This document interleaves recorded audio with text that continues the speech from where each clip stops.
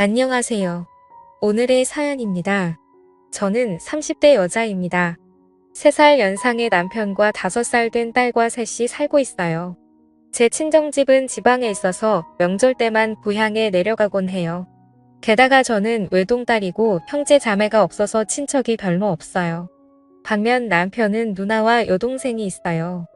시댁은 우리 집에서 가까운 거리에 살고 있어서 만나는 빈도가 매우 높아요.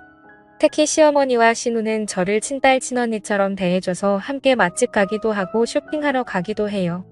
시어머니의 나이는 60대인데 일하셔서 그런지 젊고 센스도 좋으세요.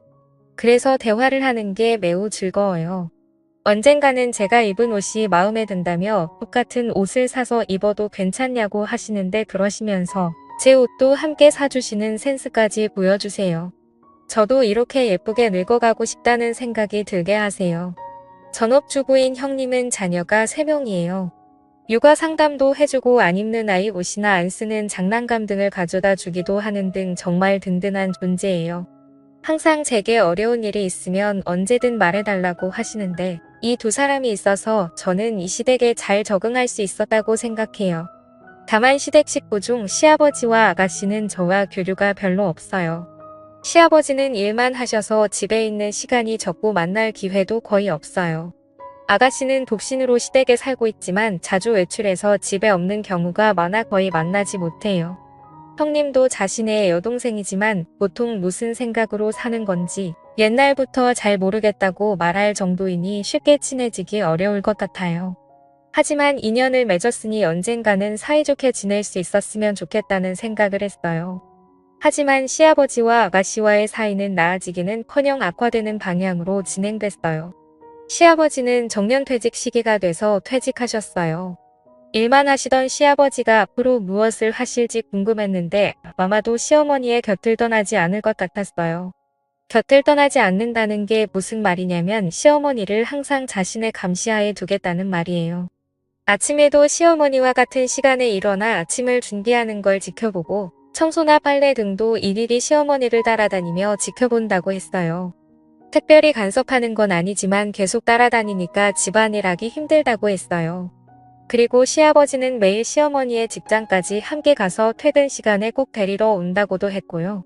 시어머니에게는 퇴근길에 잠깐 카페에 들리는 게 기분 전환의 한 방법이었는데 시아버지가 데리러 오니까 그런 여유도 가질 수 없었다고 해요.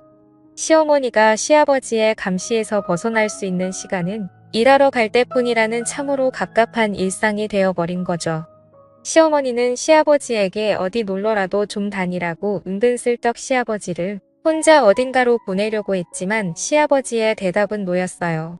딱히 혼자 가고 싶은 곳이 없다며 거절하신 거죠. 저와 형님은 그 상황을 듣고 어떻게든 시어머니를 시아버지에게서 떼어놓을 수 없을까 고민했어요. 우선 시어머니만 점심에 초대했는데 약속 장소에 시아버지도 함께 오셨어요. 여자끼리의 모임이었는데 시아버지가 계시니 하고 싶은 이야기 반도 하지 못한 채 점심을 마쳤어요. 식사를 마치자마자 바로 돌아가는 부모님. 그 뒷모습을 보면서 형님과 어떻게든 시어머니를 자유롭게 해주고 싶다는 생각이 들었어요. 시어머니가 출근하지 않는 날이 시어머니에게 가장 힘든 날이 된 거죠.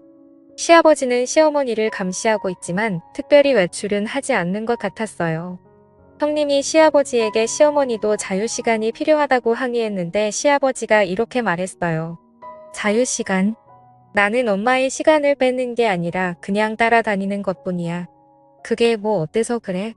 엄마의 자유는 어떻게 하죠? 여자들끼리의 식사 모임까지 따라다니는 건 정말 이해할 수 없는데 말이에요. 엄마는 퇴근길에 카페에서 여유롭게 시간을 보내는 걸 좋아하시는데 그마저도 못하게 하시는 건 엄마를 괴롭히는 거나 마찬가지라고요. 이건 나랑 엄마의 문제야. 너는 아무 상관없는 일이니까 끼지 말고 있어. 시아버지는 그렇게 말하고는 자기 방으로 돌아갔다고 해요. 시아버지의 스토커 같은 행동 어떻게 하면 해결할 수 있을까? 시아버지가 시어머니를 따라다니기 시작한 지 3개월이 지났어요. 그리고 최근 들어 시어머니의 건강이 나빠지는 것 같았어요. 시어머니는 그동안 감기 한 번 걸리지 않으시는 분이셨거든요. 그런데 시어머니를 만나러 가면 왠지 모르게 기운이 없어 보였어요. 게다가 안색도 매우 안 좋아 보였어요. 어머님 몸이 안 좋으시면 제가 집안일 도와드릴게요. 라고 말했는데 시어머니가 대답하기도 전에 시아버지가 며느라 이 집의 집안일은 이 사람이 하기로 돼 있어. 우리 집의 규칙을 잘 모르나 본데 며느리가 도와줄 수 있는 건 아무것도 없어. 잘 모르면서 도와주겠다고 함부로 말하지 마. 우리가 도와주러 오는 것조차 거부하셨어요. 시어머니는 그런 모습을 보고 며느라 나는 괜찮으니까 걱정하지 마. 건강은 내 장점이야. 아직 건강은 이상 없어. 라고 말했지만 시어머니의 얼굴은 좋아 보이지 않았어요. 시어머니의 건강이 걱정돼서 시간 내서 시댁에 자주 찾아뵙고 했어요. 그러던 어느 날 시어머니는 누가 봐도 병원에 데려가야 할 정도로 몸이 많이 쇠약해졌어요. 대화도 할 수 없을 정도로 시어머니는 고통스러운 표정으로 얕은 호흡을 반복했어요. 이건 당장 병원에 가야 한다고 생각했고 저는 즉시 구급차를 불렀어요. 10분 정도 후에 구급차가 도착했어요. 그런데 시아버지가 구급대원들을 돌려보내려고 하는 거예요. 우리 집에는 아픈 사람이 없다며 빨리 돌아가라고 구급대원들을 다그치는 거죠. 저는 시아버지가 도대체 왜 이러는 거지? 이렇게 고통스러워하는 시어머니가 있는데 저는 시아버지를 무시하고 구급대원들에게 시어머니를 이송해달라고 부탁했어요. 시아버지는 끝까지 병원은 무슨 병원이냐며 소리를 치셔서 제가 구급차에 동승했어요. 병원에 도착하자마자 남편에게 연락했어요. 남편은 형님과 아가씨에게 연락을 했고요. 형님은 곧장 병원으로 오겠다고 했다는데 아가씨는 연락이 되지 않는다고 했어요. 구급차에 실려갔다는 메시지를 봤으면 연락 한 통이라도 하는 게 정상이라고 생각하는데 말이죠. 제가 아가씨에 대해 이상하게 느끼고 있을 때 남편과 형님이 병원에 도착했어요. 시어머니는 곧장 수술실로 들어갔어요. 셋이서 기약 없이 수술실 앞을 기다렸는데 수술실 문이 열리고 담당 의사가 나오더니 시어머니가 수술 중에 안타깝게 돌아가셨다는 이야기를 했어요. 우리는 너무 놀랐어요. 그때 시아버지와 아가씨가 나타났어요. 남편이 왜 이렇게 늦었냐며 엄마가 방금 돌아가셨다고 울부짖었는데 아가씨는 자기 엄마가 죽은 것에 대해 무덤덤해 보였어요. 어머 그랬구나. 건강 자랑을 그렇게 하더니만 저는 아가씨 말에 화가 치밀어 올랐어요. 제가 입을 열려고 하는 순간 형님이 먼저 엄마가 죽었다는데 그게 할 말이냐며 그런 태도로 있을 거면 당장 돌아가라고 분노 섞인 말을 내뱉었어요. 아가씨는 알겠어. 가라니까 갈게. 이런 분위기 속에 나도 계속 있기 싫어. 라고 말하고 돌아갔어요. 시아버지는 이렇게 될 줄 알았는지 돌아가는 아가씨를 따라 함께 사라졌어요. 남은 우리는 다시는 저 사람들과 엮이지 말자고 다 같이 고개를 끄덕였어요. 장례식은 많은 사람들의 배움을 받으며 무사히 끝났어요. 시아버지와 아가씨가 종은객을 맞이할 때는 뭔가 매우 불쾌했어요. 얼마 후 시어머니의 유품을 정리하기 시작했어요. 추억의 물건이 많아 유품 정리가 좀처럼 진행되지 않았어요.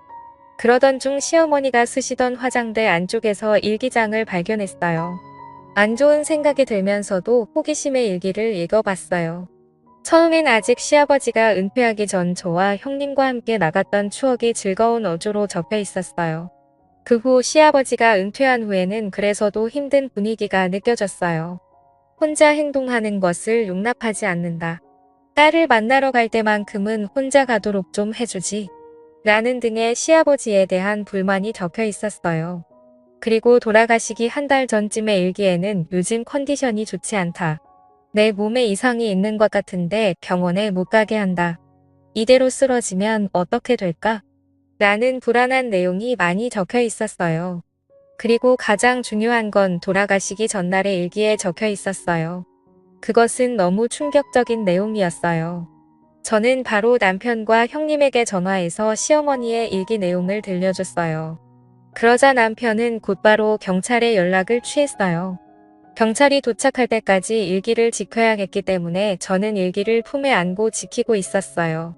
경찰이 도착할 때까지 저는 불안에 떨었고 10분 후에 도착한 경찰관에게 몰래 현관에서 시어머니의 일기를 보여주었어요.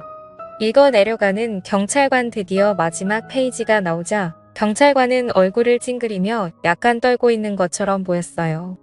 그 이유는 다른 방에서 유품 정리를 하고 있던 시아버지와 아가씨에게 경찰관이 다가갔고 두 사람은 처음엔 놀란 표정을 지었지만 경찰이 여긴 무슨 일이냐며 화를 냈어요.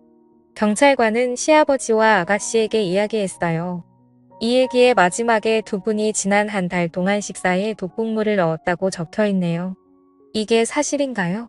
그럴 리가 없잖아요. 우리가 어떻게 독을 넣었다는 거예요? 라고 아가씨가 반박했어요. 여기에 적힌 거 보면 한 달 전부터 막내 따님이 요리하기 시작했다고 하고 돌아가신 분은 기쁘긴 한데 동시에 뭔가 좀 이상한 맛이 났다고 적혀져 있네요. 요리하면서 소량씩 독을 넣은 것 아니니까. 시아버지와 아가씨는 입을 다물었어요. 그러자 형님이 어떻게 엄마에게 독이 든 음식을 먹일 수 있냐며 들키지 않을 줄 알았냐고 다그쳤어요. 그리고 그때 여러 명과 함께 온 경찰관 중 한 명이 마당에서 농약을 발견한 거예요. 독약이 이거일지도 모르겠다며 보여준 거죠. 그러자 시아버지와 아가씨가 당황한 표정을 지었어요. 증거인멸이라는 말을 모르는 건지 너무 쉽게 증거물을 발견하게 된 거죠. 수상한 모습에 낌새를 알아차린 경찰들은 두 사람을 바로 경찰서로 데려갔어요. 가급적이면 직접 시어머니를 죽인 이유를 듣고 싶었지만 그건 나중에 들어야 했어요. 시아버지와 아가씨가 연행되자 시댁은 갑자기 조용해졌어요. 저 두 사람이 솔직하게 범행을 인정할까? 약간의 걱정은 있었지만 사망사고이니 분명 제대로 수사할 거예요. 그리고 정말 시어머니를 죽인 게 맞다면 그에 맞는 처벌을 꼭 받게 해야죠. 다음 날 시아버지와 아가씨가 범행을 인정했다는 연락을 경찰로부터 받았어요. 그리고 궁금한 범행 동기에 대해 먼저 시아버지부터 이야기했어요. 시아버지는 시어머니가 좋아하는 사람이 있어서 자신과 이혼을 준비하고 있다고 생각했대요. 그래서 시어머니의 모든 행동을 간섭하고 혼자만의 시간을 주지 않은 거죠.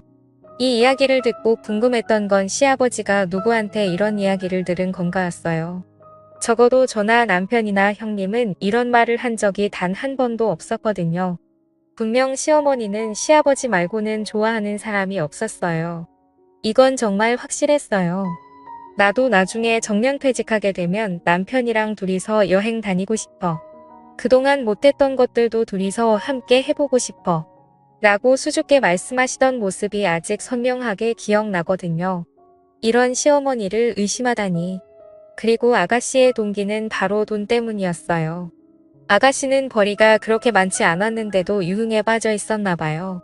빚도 생겼고 그 빚을 갚지 못해 악순환되고 있었던 거죠. 그래서 시어머니에게 도와달라고 했지만 온갖 욕을 먹고 거절당했다고 해요. 그렇다면 차라리 유산이라도 빨리 받아야겠다는 무서운 생각을 하게 된 거죠. 하지만 혼자서는 할 수 없다고 생각해서 시아버지를 이용하는 방법을 생각해낸 거예요. 즉 시아버지에게 시어머니가 좋아하는 사람이 있다는 거짓말을 한 게 아가씨였던 거죠. 시아버지는 또 그 거짓말에 순순히 속아 넘어간 거고요. 결국 모든 원흉은 아가씨였던 게 밝혀졌어요. 시아버지는 자신의 짧은 생각으로 이런 일이 생겼다며 울면서 후회한다고 했어요. 만약 시어머니를 정말 잘 아는 사람이었다면 절대 그럴 사람이 아니라는 것쯤은 너무나 쉽게 알 수 있었을 텐데 바보같이 아가씨 말만 믿다니. 시어머니가 평생 좋아했던 사람은 시아버지뿐이었는데 너무 슬프네요. 아가씨는 돈 때문에 아버지까지 이용했다는 점에서 더 죄가 무겁다고 해요.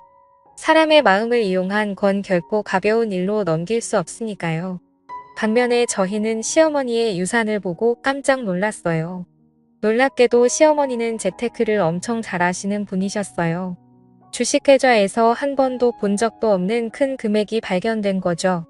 어쩌면 동거하던 아가씨가 이 사실을 알고 시아버지를 속여 시어머니를 부인이 되게 한 것일지도 몰라요. 돈이 없으면 살 수 없지만 돈이 너무 많으면 주위의 시선 때문에 살기 힘든 걸 보여주는 것인지도 모르겠어요. 앞으로 아가씨 같은 사람과 엮이지 않고 좋은 사람들과의 인연을 유지하며 가늘고 길게 오래오래 살고 싶네요. 시청해주셔서 감사합니다. 그럼 다음 영상에서 다시 뵙겠습니다.